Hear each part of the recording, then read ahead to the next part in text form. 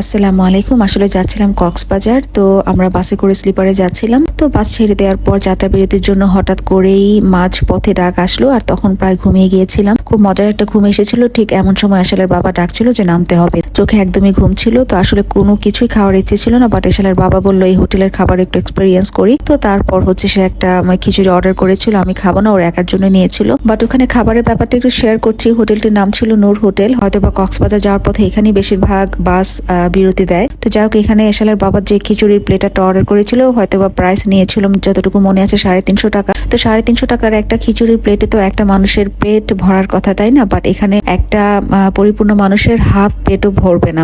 রাইসের পরিমাণ এত অল্প ছিল, আর টেস্টও যে খুব বেশি ভালো ছিল তা না, মোটামুটি। তো এই আর কি, ওই হিসাবে তাদের প্রাইসটা অনেক বেশি।